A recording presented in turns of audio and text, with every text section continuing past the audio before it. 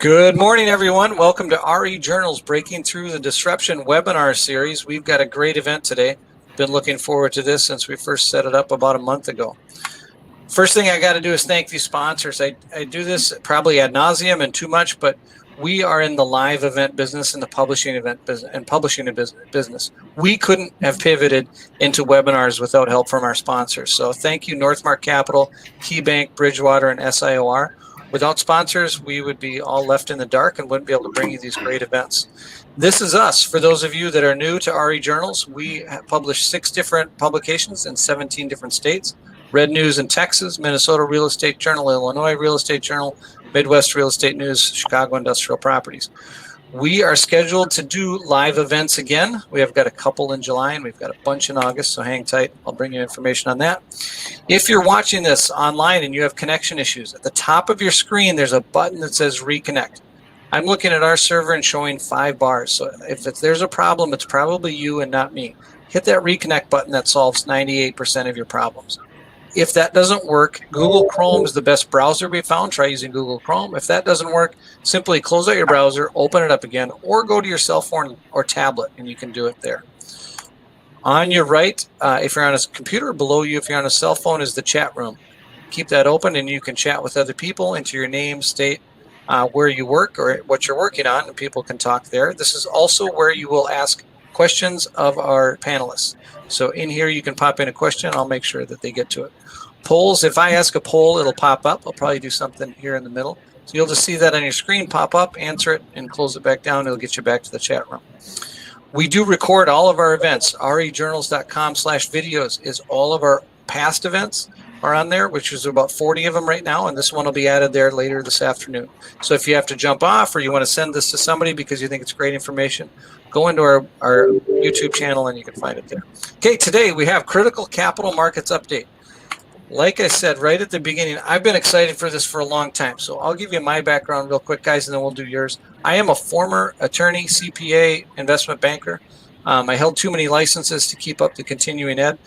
And I did dabbled, as Pat Mania knows, in real estate for a little while, but I found this great job with RE Journals consolidating the publishing industry. So that's what I do now. I'm typically our CFO and trying to make acquisitions, but now I'm your new webinar host. I'm going to go to Simon to my right. Let these guys introduce themselves real quick, what you're working on, what your role is, and how is your life 9 weeks into COVID. So Simon, it's to you. Wow, that's a lot. Simon Ziff, Ackman Ziff, and for the record, I'm from the Midwest. The Midwest defined by me is anything west of Harrisburg, and I'm from State College, Pennsylvania, so glad to be with my crew. All right, in order, how am we doing? Well, 90% of the time, I'm super energized and excited about this, and 10% of the time, I think I've lost my mind. I hope that's the ratio that everybody else is feeling. We're really busy. We're busy on all fronts, from our loan sale business, our restructuring business, placing new debt, selling assets, pretty much across the board. And overall, I think we're operating as efficiently as we ever have, at least at the senior levels, and I'm pretty confident the junior levels too. So doing okay.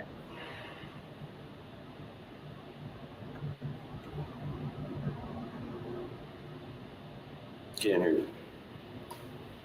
This is Pat Mania. I'm with Northmark in Minneapolis. How am I doing? I'm ready for 2021, and we're not even halfway through 2020. But no, overall, we're doing well. A lot of things that could be worse. We're busy. We're thankful for the deals that we have and that we're doing. We had a great first quarter. We're privately held by the Pohlad family here in Minneapolis, and they've been wonderful throughout all of this crisis. And our team has done well working remotely. And our investment sales and our debt and equity professionals are staying on the top of the market as best they can, and we're active. It's trying to find deals, but overall, we're in good shape. You know, I talked to these guys pre-event and said, hey, check to make sure your microphone button is on. And then I was the first one to not notice mine was on. I think it was my first webinar. Dan, can we go to you? Sure. Dan Baker with KeyBank Real Estate Capital. I head up our commercial mortgage group, which is pretty much everything that KeyBank does off balance sheet, Fannie, Freddie, FHA, CMBS, life company. I'm based out of Chicago. We have been staying very busy. Combination of new originations and some asset management. But it's been a very interesting year. So different kind of busy than I would say last year, but continue to originate new loans and working with borrowers on existing loans. Okay, moving on. Willie Walker. Willie Walker, Chairman, CEO of Walker & Dunlop. I am actually in the West right now in Idaho, and it is a beautiful summer day out here. And I think everyone has been extremely challenged over the past couple of months in dealing with the new world. And as it sounds like everybody else is, making the most out of the situation. The capital markets are very active given where rates are and where spreads are. And I'm sure we'll dive in deeper in a moment, Todd, as it relates to specifics that we're seeing in the markets, but all good. Okay, last but not least, Chris. Hi, thank you, Todd. Chris Ludeman. I'm the Global President of Capital Markets for CBRE. That includes our debt and structured finance business, our equity sales, and our real estate investment bank. That's a global business for us. And in 2019, we intermediated about $300 billion around the world. And we've been working remotely and efficiently since the crisis started in early March. I happen to be sitting in our Dallas office today, so I may be the only one in here, but I'm here. My family's now quarantined professionally in Texas twice, New York twice, and California once. So I'm a quarantine expert. Okay, so let's dig into the meat and potatoes of this. As I said, this is a good event for us, and I want to just back up for a second. And 30,000 foot of our company, it didn't dawn on us for about a month and a half into webinars that we could actually bring together people from all across the country and put on a good national webinar. So this is our first one that we've been really excited about, to bring in high-level panelists from all over. Now, that doesn't mean all of our panelists aren't high level, but this is a special group. So I'm excited to get into this, want to dig in, get into the info. I'm going to start with Willie Walker. So again, we've done 3 capital markets events across the country this year in different markets. We hear that there's money out there, so our viewers are seeing that that's available. But I think when the rubber meets the road, not every deal is getting funded. So Willie, can you kind of give us an update as to what's going on maybe a 30,000, 60,000 foot view? Well, yeah, sure. So clearly in the multifamily space, Fannie and Freddie and HUD are providing plenty of liquidity. And as Dan said, those of us who are have licenses to lend with Fannie, Freddie, and HUD, the opportunity to continue to do deals is very much there. As spreads tightened during the month of April, as the Fed stepped in and started to buy agency CMBS, with low base rates in treasuries and tight spreads, the rate with which borrowers can get that capital is anywhere sort of at the low end, probably around 250, and at the high end, 350, depending on the dynamics of the deal. But we're putting out, a huge amount of debt in that sort of 3% range. And although the agencies are asking for reserves on both principal, interest, taxes, and insurance, depending on the leverage level of those deals, that could either be 6 months, a year, or none at all. And so there's a lot of capital flowing there. I would say on office, Simon's much better on this one than I am, but we're doing financings on office. It's selective. Obviously, with office buildings, you have long-term leases, which make it so that you can actually underwrite what the cash flows of the property are going to be. And while there's a lot of talk in the market about companies pulling back on going into the office, working remotely, what kind of space needs there will be, there are still long-term cash flows on all those properties that lenders can underwrite. And there are plenty of life insurance companies and banks out there that are lending on office. As you move into industrial, similarly, industrial is still performing well. Their cash flows to be able to underwrite. Probably most lenders are staying away from either airport co-location or port co-location, just because trade is probably going to slough off here pretty significantly. And so those are the one sort of industrial assets that we've had a little bit of trouble getting a lot of bids on, but industrial's held up very well. And then the final two asset classes that it's very difficult to get any bid on is hospitality and retail. Retail, you can find capital if it's grocery anchored, but if it's a big box mall, good luck. If it doesn't have grocery in it and it's really just a strip mall that has a nail salon and a couple other small, if you will, mom and pop retail, very, very difficult to get bids on that. And then hospitality, most of those loans are in forbearance right now. And we will see what happens to those loans when the lenders in a month, 2 months say, okay, great, I gave you 3 months forbearance, or you went from principal and interest to interest only, but it's now time to get current. And those owners have a decision to make, either keep feeding the asset or throw the keys back to the lender. Yeah, rough times ahead for those folks. Chris, can you expand on that a little bit possibly? And then where are kind of the rates in the other asset classes, office, industrial, and such? Well, I guess I would agree with Willie and his assessment of the product types. Those rates, the life companies are being selective, and which is implied they're really taking care of their best customers. The regional and local banks are very active. CMBS is trying to come back. Thank goodness for the agencies.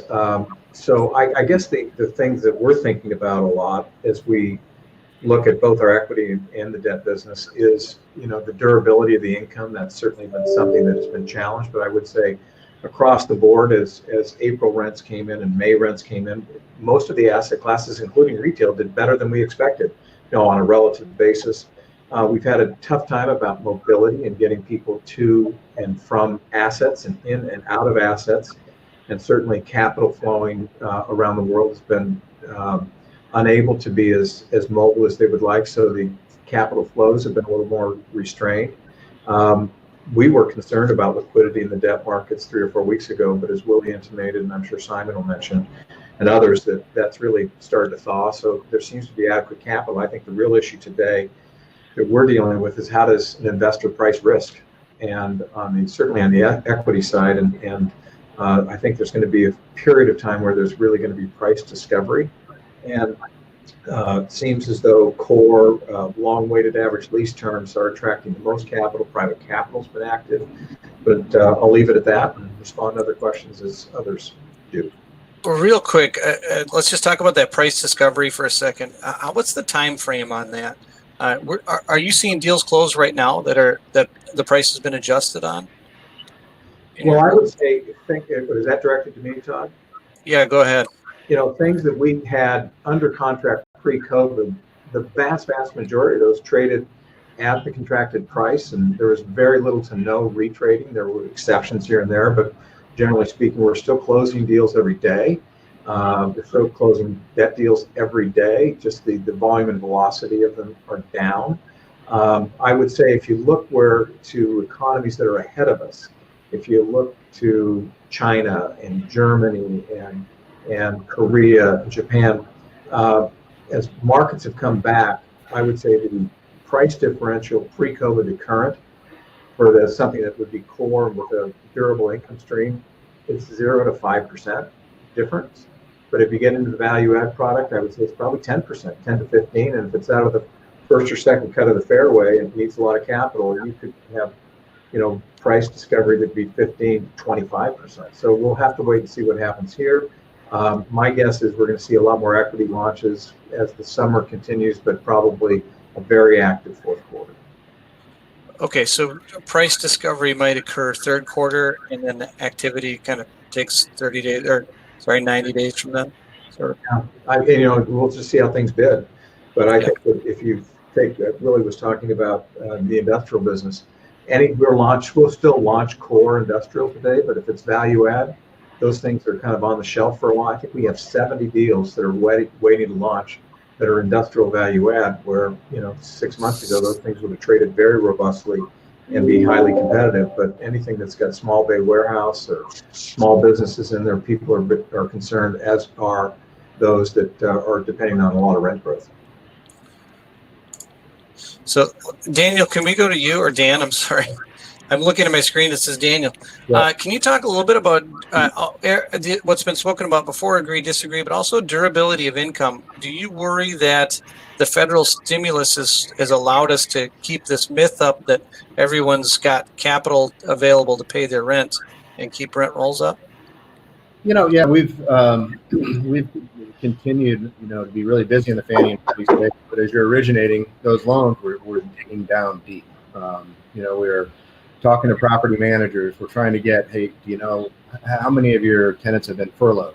And I'm trying to take that to another level and really dig down and get to the bottom of it. And it's although it seems and it feels like it should be.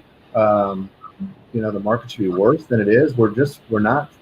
The collections continue to be strong in multifamily, and if you take the worst case scenarios, we really stress some of these projects and say, hey, they're 95%. They could go down to 65% with the low rates and the interest only right now. You're still going to be cover, and then on top of that, having a 1 to 2 1 year interest reserve, I think things would have to get pretty draconian before we start losing money on that. But it feels like the market really does have some sustainability. We've been That's good pleasantly news. surprised at Go ahead. collections across the board on the multifamily side. The retail side, 40 to 50% collections, not so good. A little bit of a bumpy ride. Simon, I believe that Chris volleyed over to you about office. Yeah, well, we actually apped a couple office deals in the last 2 weeks, one north of 100 million and one north of 200. And again, I think it was Willie that mentioned the durability of income. Those buildings are leased with good tenants, and it's that third asset class behind industrial and multifamily that's still working to get financed pretty efficiently with good tenants.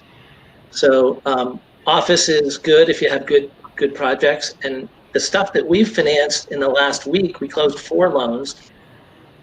And I don't think I heard of any of the 4 lenders before I found out who we were closing those loans with. It reminds me a lot of the financing we did in 1991 and 1992, 1993, when the CMBS markets weren't there. These were banks, regional banks, credit unions, and these are loans in the $20 to $40 million range. And so it's a lot of blocking and tackling, but those were done on really attractive rates and terms.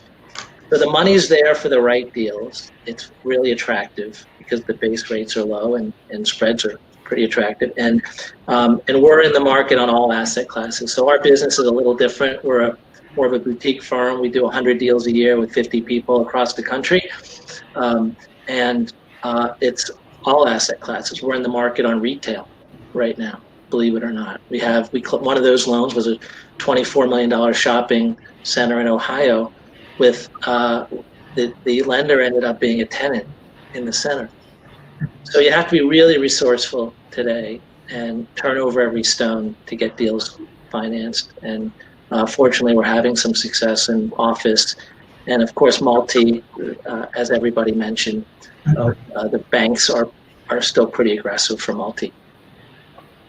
Todd, to piggyback on Simon's note, we did a loan on an office building, trophy office building in South Florida. It was 250 over, and it was a sub 50 LTV, a life company execution.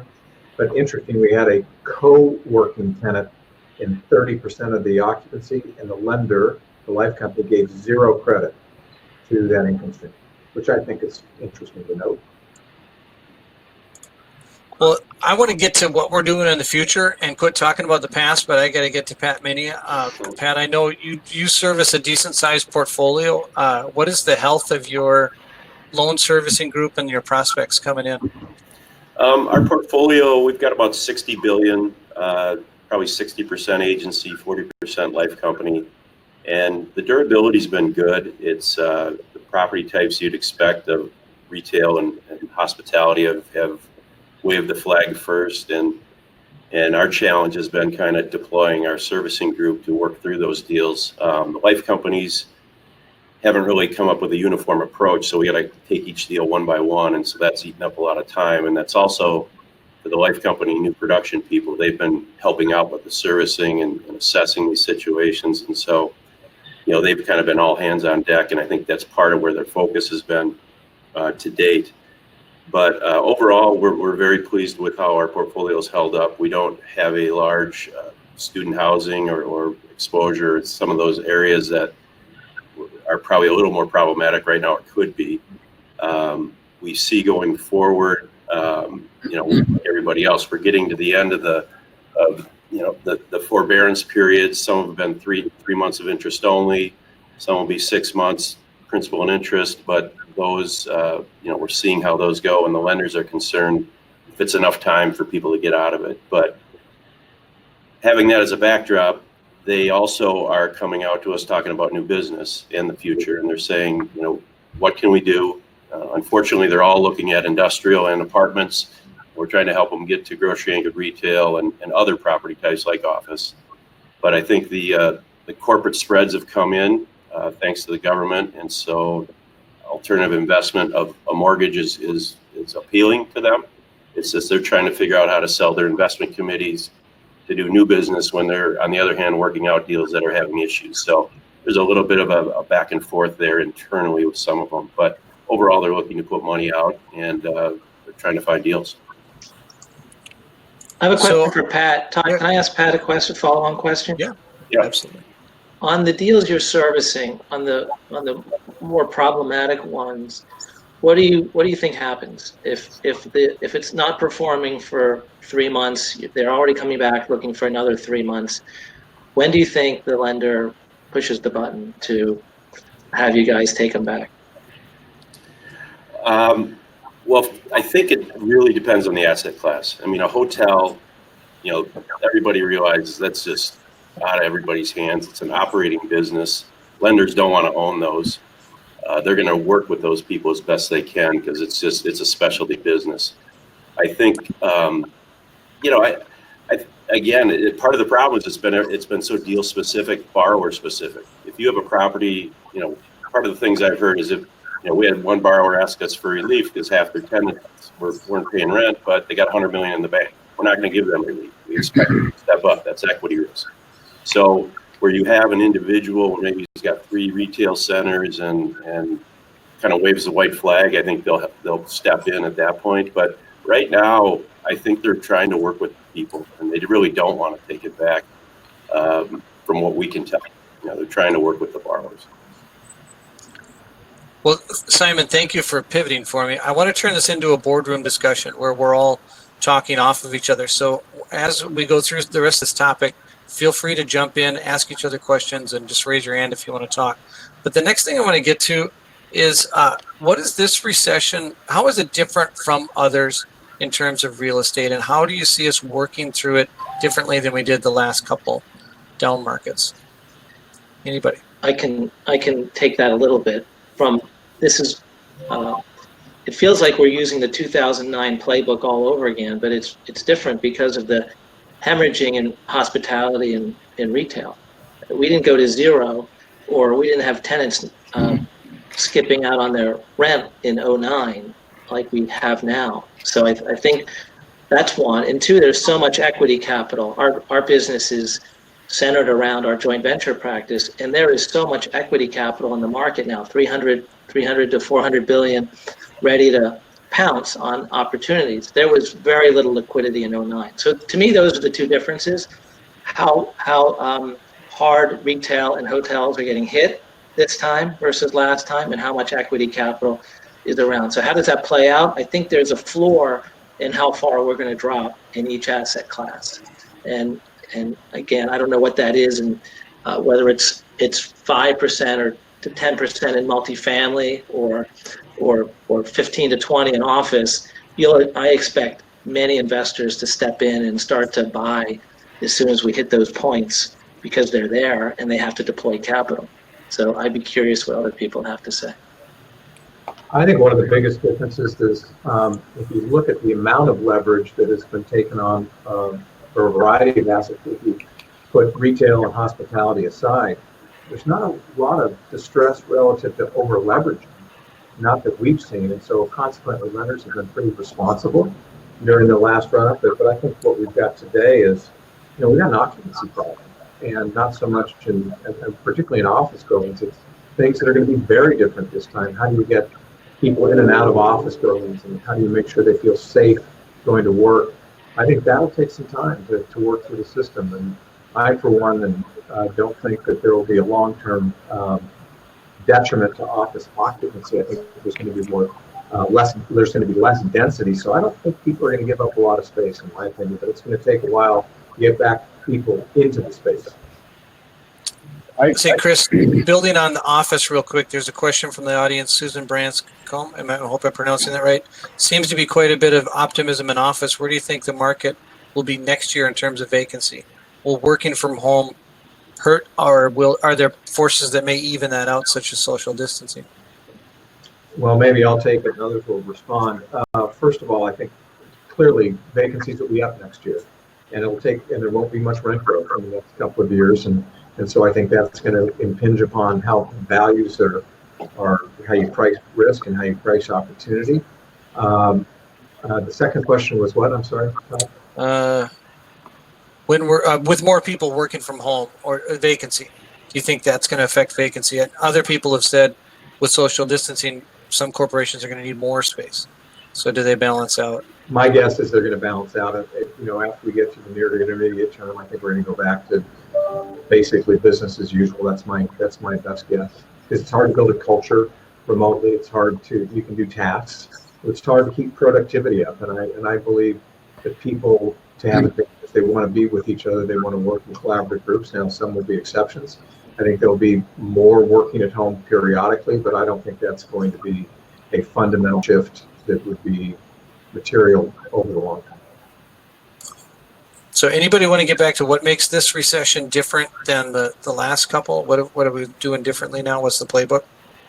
Yeah, I would say, I agree with what Pat and Chris were saying. I mean, this crisis, completely different than any other real estate crisis, I've seen where, just the world just stopped. But you're, going into this crisis, the underwriting was much better than going into 2008-9. Where things were very frothy. Underwriting was pushed to the max. I think underwriting across the board was reasonable. Even in the CMBS market, it never got that frothy level that it had in previous cycles. So, but just the coming to the dead stop with a couple of these products, I think you do have, I think lenders were quick to give a 90-day forbearance. I think the next 90-day forbearance that lender banks and special services give is going to come with some restructure, some equity pay down. There's going to be some teeth to it. And then I think after that, you're going to see some more action, lenders, having to take action. So, I think it's good to see the CMBS market coming back slowly. I think that has potential to take some, really take some pressure off the banks if they, people can securitize stuff. But it's going to be kind of a slow growth just because you can't originate hospitality right now. I don't see that being originated for next year. And CMBS retail is going to be very difficult. It's going to come back faster than hospitality, I think. But it's going to be kind of a slow come back with the CMBS. But it's nice to see that market's falling a little bit right now. So I think I've completely missed on that. Is CMBS active right now? Are they closing pools? Are they getting funded? There has been, 4 or 5 securitizations over the last 3-4 weeks, and there's some more scheduled. We have one going to market next week. I think what you're going to see here over the next 90 days, you're going to see originators clearing the decks of pre-COVID originated loans. And as they kind of clear the decks, people are saying that they're out there quoting. They're starting to quote again. I think it's building up, it'll be the same, originate and securitize as quickly as possible. I think the pools will be smaller. You won't have hospitality, you won't have retail in them at first. But yeah, it's coming back slowly. Dan, do you think that's going to be single asset, single borrower, or maybe Willie was going to respond to that? I was just going to jump in, Chris, on that, on just saying that, I mean, I think you have to keep in mind that CMBS has come back because of the Fed buying. So April and May, the Fed has been in the market, basically calming the markets, buying everything. And that has made it so that the VIX has come down, and that's allowed CMBS lenders to price. If you get back into a more volatile area, if rates start to move, if the Fed buying doesn't allow for the markets to transact the way that they've been transacting now for 2 months, I would say that spreads are going to blow out and you're not going to actually have as good a CMBS bid as we've been able to see over the last 2 months.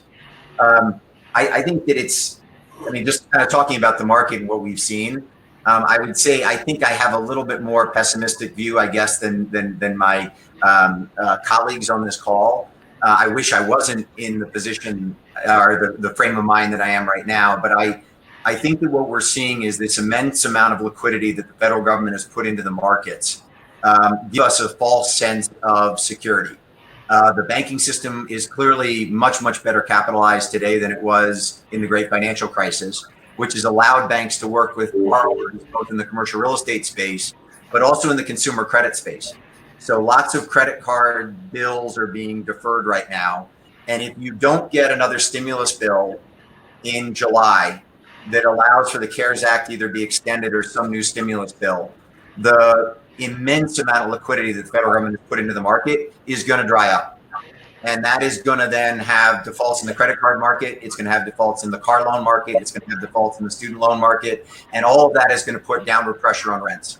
And so as much as right now rents have held up incredibly well, and I tap wood and cross every finger and toe I have that they continue to perform the way that they have, if we don't get another stimulus bill, I think that stimulus and the $6 trillion of liquidity that the federal government's put into the market is what's holding everything up right now. And the other thing I'd put forth as you think back to the great financial crisis versus now is the great financial crisis started right after really the 2008 election. And so you knew who the government was going to be, and you knew what team was going to try and get us out of that. And that team was in place for the entire workout, whether you liked what the Obama administration did or didn't. We've got an election coming up in November that is potentially going to send this country in one of two very dramatically different directions. And I think that stress of which road we're picking is going to add volatility to the markets and make investors very, very skittish in September and October leading up to that election, which combined with the lack of liquidity if we don't get an extension to CARES is a number of factors that are going to make this one dramatically different than the great financial crisis, unfortunately, from my perspective. If you had to handicap CARES, and I know none of us are in the business of politics, but what do you all think the likelihood of some kind of an extension or another round of stimulus is? I would only say, look, it's an election year, and that's the only reason I think that the Republicans are going to do something. You know, the HEROES Act was passed through the House now 2.5 weeks ago, and it was DOA in the Senate. The Senate Republicans are basically saying we don't know that we want to extend the uninsurance benefits to kind of pay people to sit on the couch. There's talk about some type of bill. But I would just say that if the markets continue to trade at a Dow that's at 24, 25,000, the health crisis does not escalate back up to the point where people think that we've got this thing under control, you could see a scenario where the Republicans say, we want to wait and see whether the markets turn down. We don't see a need to spend a couple trillion more dollars right now, waving the fiscal responsibility flag. And then all of a sudden the liquidity dries up and we've got a real issue. I'm hopeful we don't get to that. But there are a number of things that they're looking at right now that look pretty damn good. And I'm just fearful that they look at that and say, we don't really need to act. Yeah, that scares me too. I think the NASDAQ doesn't trade mom and pop businesses, and I think they're the ones that are really at risk if there's no more stimulus. All right, so let's turn to strategy now. So I think this is what people logged on for, is you as a group or high level in your company, running your companies.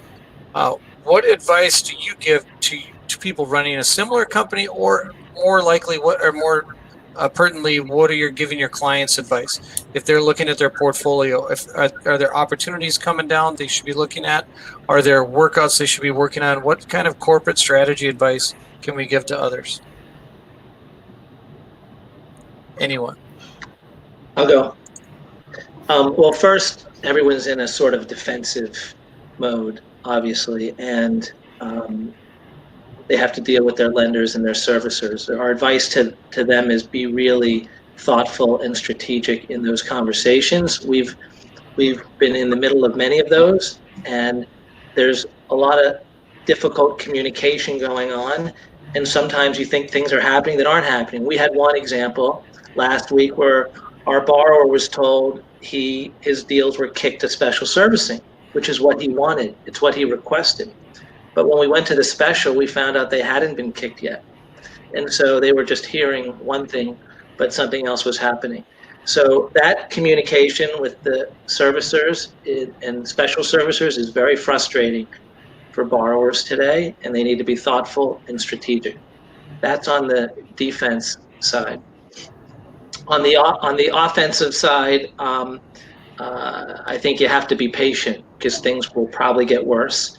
You asked earlier about when we'll have price discovery. I think Chris mentioned third or fourth quarter, maybe so.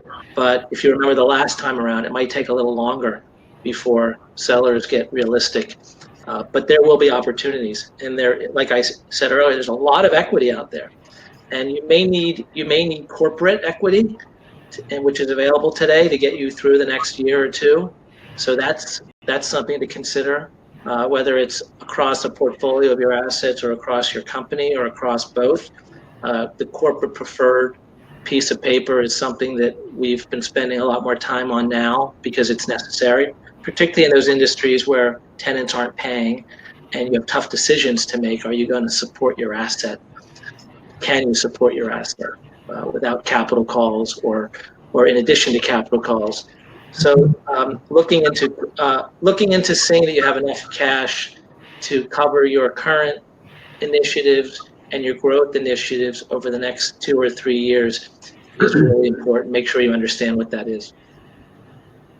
Todd, maybe I would just say that take a slightly different angle. You know, if you look at our firm, we've got 280 offices. We've got 100,000 people. So this is a time that we're, can't kid ourselves. We really have to manage cost, and we're managing cost. We're looking at our key producers and our key people and making sure that we've got them focused on the right things.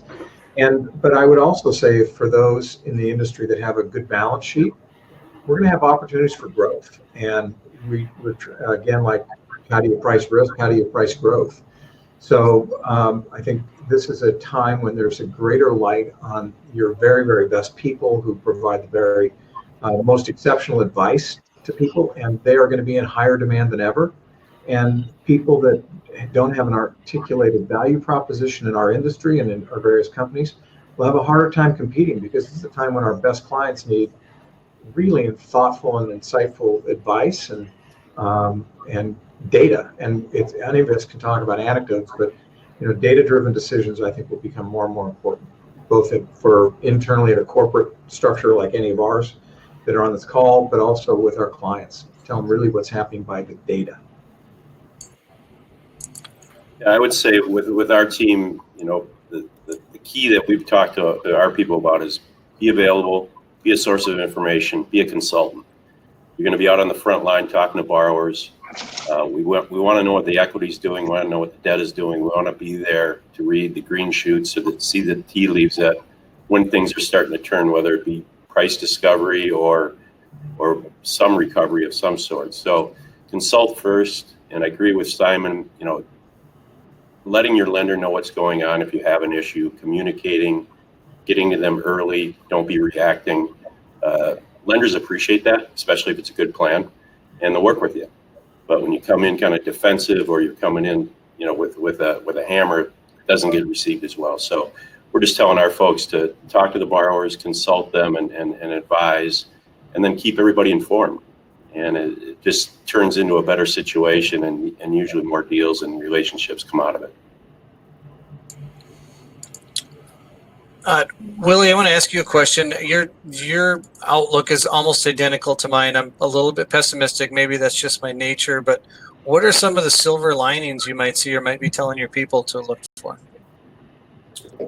So I would put forth that, first of all, sort of on some of the comments as it relates to strategy, I think that Chris sits in an extremely strong seat as it relates to size and scale matters more and more right now. You look at who's won and who's lost during this crisis. The big have gotten bigger and the small are getting wiped out. That's it. Look at the stock market. Look at what the FANG stocks have done. Look at the dominant position that the bigger corporations are taking right now. So strong balance sheets, market position, and you're going to win. Weak balance sheet and not a great market position, you're going to lose, just generally speaking. So I would say that, those people who are trying to, say, I've got a really nice niche business, I think niche businesses are going to be really strained during this period of time, and that the big are going to step in and use their power to exert it on the market. Should I check out right now, Willie? I've been trying to buy you for years, dude. Just call me. But I think the other remember this cast. Yeah, there you go. Exactly. I think the other piece to it is that Howard Marks of Oaktree said on CNBC last week, if anyone tells you what's happening in the future, they're wrong because it's impossible to tell the future right now. I would remove the right now. None of us ever know what the future is going to be. This is no different than a year ago right now.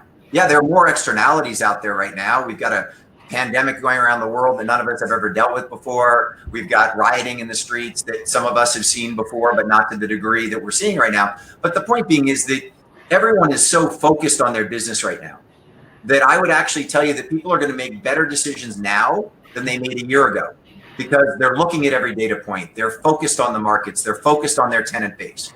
And so actually, there are really smart decisions going on now that are very informed decisions, probably more informed than in an up market. And then the final thing I'd say is just there have been a lot of data points that I've seen recently that surprised the heck out of me, that make me realize that we all really never know. I'm going this weekend from Sun Valley over to Jackson Hole. I called the Aman Resort in Jackson Hole to see if they had any rooms for this weekend, because on their website, they still had their rack rate up, and they just opened up yesterday. And I thought, there's no way that the Aman Resort is asking their rack rate, and I'll get some cheeky deal for calling them up because they're only going to be 20% occupied this weekend. The Aman Resort in Jackson Hole is sold out on Friday and Saturday night, and they have raised their rates post-COVID because of the demand to go to their resort. So, and I could go down a whole laundry list of things that have sort of said, that's going to fall off and it hasn't fallen off, and that's going to do really well and it hasn't done well. And so you're not right all the time. Well, no, it's not that, Simon. I just think that there's some data points that we're used to wanting to see, that we're programmed. We're going back to the great financial crisis and saying, this is what happened then, so it's going to happen again, and it's not happening, or it's happening in completely the opposite. And I just think that that's super important for all of us to sit there and deal with that data and sort through what's fact and what's memorized.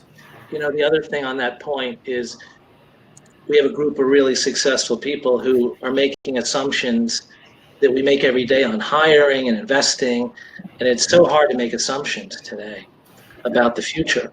And I'm finding I can't even make an assumption about whether, if I send my son to his friend's house, we're all going to get sick.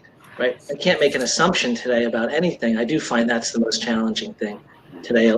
To Willie's point, everything has changed, and it's very hard to predict the future. Todd, I would say to this group, we talk about the importance of digital and technology solutions. And that doesn't replace people, but I think it helps to support people in terms of, making sure everything works on time, remote working at home. But, we spent nearly $600 million last year in digital and technology, $600 million. And a lot of that is increasing percentages of that is trying to create innovative tools to bring efficiency and effectiveness and client solutions. And I think digital and technology will be really important as we come out of this and what we learn from it and how we expend those dollars. I agree. Yeah, Chris, a company like yours probably learned a lot of new tricks, right? And we certainly did too. It dawned on us that now when we do live events, we can do hybrid events. So Simon could be in New York and speaking at a capital markets conference in Columbus, Ohio, talking about deals on the ground there. So I do think there are some silver linings. We'll see. But Willie, can I just ask you real quick your question on the bigger getting bigger and the smaller getting wiped out? Do you see that as a continuing trend? So if you're thinking corporate strategy, your 10-year, your 20-year plan, continue that, or is this a temporary kind of thing in your mind? I think that the momentum that the large firms, when you think about what Chris just said, I literally, the hour before getting on this webcast, I was peeling apart a CBRE technology with my team. We were sitting there looking at what their investment sales technology is, what they're using as data feeds, and how they're competing with us every day. And when they're putting $600 million to it and we're putting tens of millions of dollars to it, I'm not trying to give up that we can't compete with CV, because I think we've done a pretty good job of doing so. But I would just say that the big companies have the dollars to continue to invest. And if there's one thing that this pandemic has shown, I mean, there's not a grandparent in the United States who doesn't know how to use Amazon today. There were lots of them who didn't know what Amazon was 2 months ago. So the whole technological innovation that's going on and the big companies being able to invest in technology is, I think, going to be a big differentiator going forward. So it doesn't mean that the small boutique firm can't survive. And I've got plenty of borrowers at Walker & Dunlop who have fantastic boutique real estate development firms. So they'll find their space. But I mean, just look at this morning. Greystar just went out and bought Alliance's property management business. Who else is making a move like that right now? Alliance is doing that. CoStar bought another company. CoStar just bought 10X last week. Anyone who's in the investment sales business has got to sit there and scratch their head and say, what's Andy Florence going to do with his incredible amount of data and now a 10X platform to list investment sales? I said to Andy, should I be scared now about you coming into our market? And Andy's like, no, it's just going to be another tool for Walker & Dunlop and CB and everybody else to use. Well, I got to tell you, at some point, Andy's got a platform and he's got more data than any of us. He's going to be a force to compete against. He just is. So I think that there are a number of things happening right now that those with capital are making moves and not waiting, and that technology and scale, balance sheets, are really going to be the winners of this crisis. Interesting. I got a good question in the chat room here, and it's because it's somebody I've known for 20 years. Who you know matters, right? Will the areas hit hardest by this, the riots, are they going to be overlooked by borrowers? So in Minneapolis, for example, as Michael's example, are lenders going to start steering away from these markets? I think Well, I can go since I'm from Minneapolis, but I think it's too early to tell. I think it's been such a horrific and quick scale up, and we are now seeing the kind of the tail end of the anger and the rioting turning more into peaceful and rebuilding and community coming together, which I hope everybody gets to soon. But the areas, I've thought about that just as a real estate person. That'll be another question. How did this area do in the riots, or how did this area do during the event? And so we'll have to be ready to answer that. It'll depend on how it comes out of it, how it survives, and how it rebuilds. And I'm hopeful that it won't be an issue, because the areas that were hit are the areas in most need. Poor areas, retail, housing. We lost a affordable housing building that was 3 months from being finished. It was 5 stories stick, and they burned it to the ground. And it's just terrible that affordable housing, the thing we need the most, went. And so there's some real tragedies that came out of this. But I think if we recover and we repair and we make strides and lead our way out of this in a positive way, I think that I don't think it'll be impacted, but it'll certainly be a question that gets asked. I would agree with Pat on that. I would not. I don't see lenders, staying away from those areas because of the riot. I don't think that's going to hurt them as much. I do think as an industry, though, if you're a borrower, you need to expect your insurance rates to go up. I think that is just, that's simple math. The insurance companies are going to take a big hit here on of all this damage that's done nationwide, and that's just kind of simple math. They're going to raise premiums. I do think it's going to affect people there, but I can't see lenders, being afraid to lend in those areas any more or any less than they were previously. So do we need to underwrite that insurance premium adjustment, and appraisers are going to start to look at damaged cities potentially? I could see that it'll take a while to seep into the system, but I could definitely see insurance companies are going to take some big hits. There's an interesting question here from Mark, and he says, what about the behavior of national credit tenants and landlords? And referencing Starbucks appears to be taking an aggressive approach and not paying rent. Are there some of the bullies getting their way in today's market because of the conditions? And is that affecting any borrowers or lenders? It's completely the inverse. It's sort of back to what I said previously, Todd. It's the complete inverse of what you would typically think. In the great financial crisis, the best tenant you wanted was a credit tenant, and it was all the mom and pops who were not paying their rent. This time around, it's almost exactly the opposite. The big national retailers are using their size and their scale to come and ask for rent concessions or not pay, and it's the mom and pop who want to stay in business and who want to keep their space that are paying. I mean, it's the complete inverse of the last time around.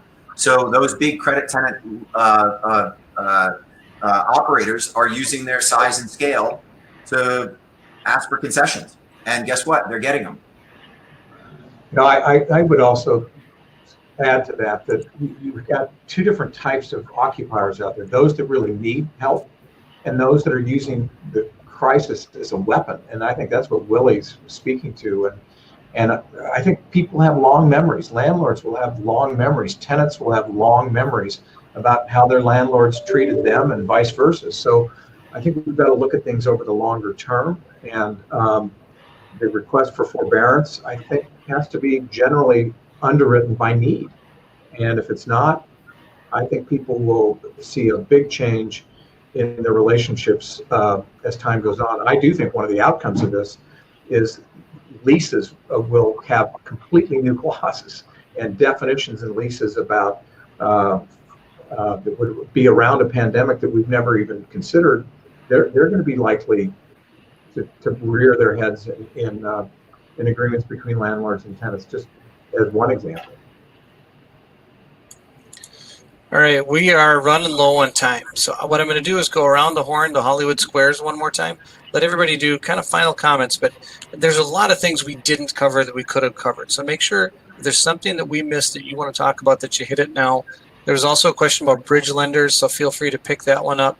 And anything else you see kind of over in that chat room.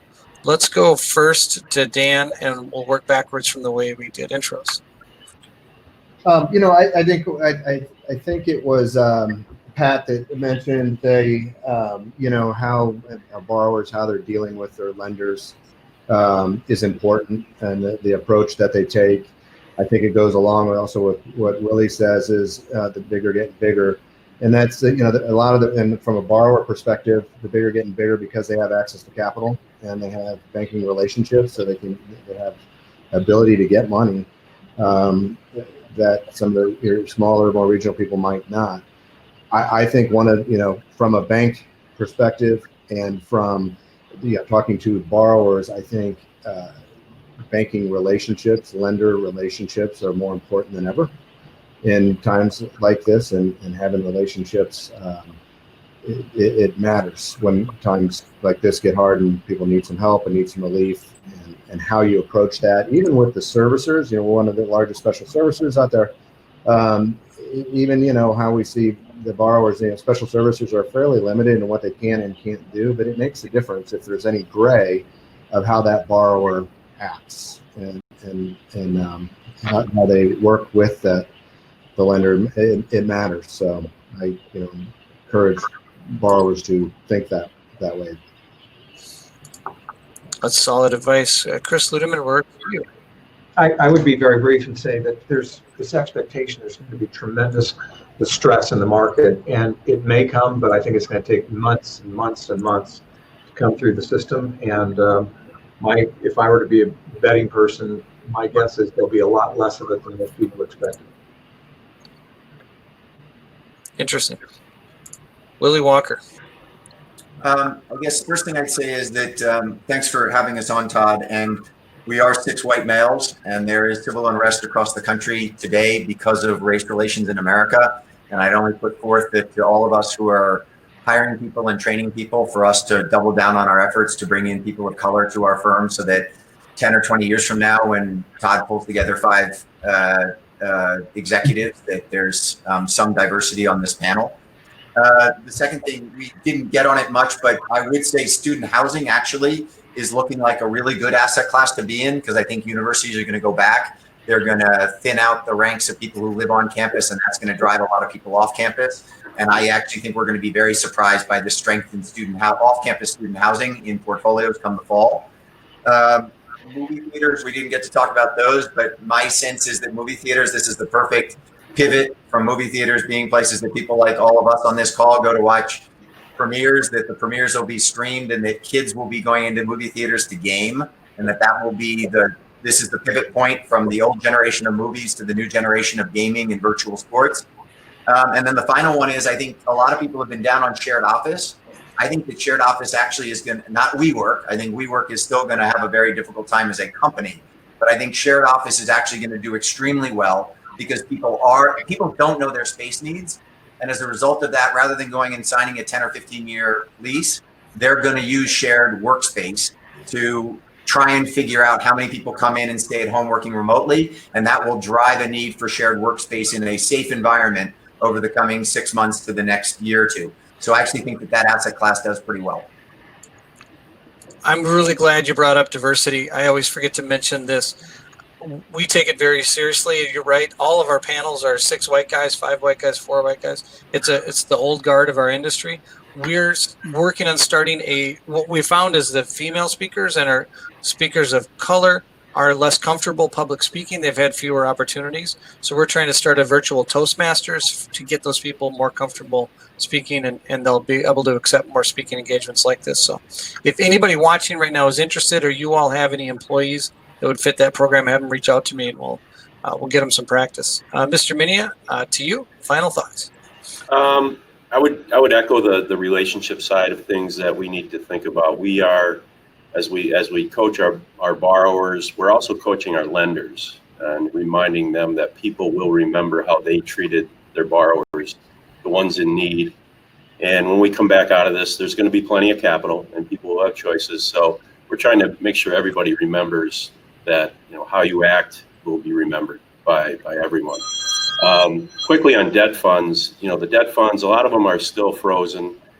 We see the banks taking their place in some respects. We also have some of our life companies, Voya, PPM, some of these other folks that have bridge money, and they're trying to get into that space and use it to build some feeder business. So some of the life companies that you wouldn't normally think of do have some buckets of money for bridge lending, and they're not a bad option. But thanks for having you on the panel, and I'll wrap it up from there. Couldn't be happier to have you. Mr. Ziff, you're taking us home.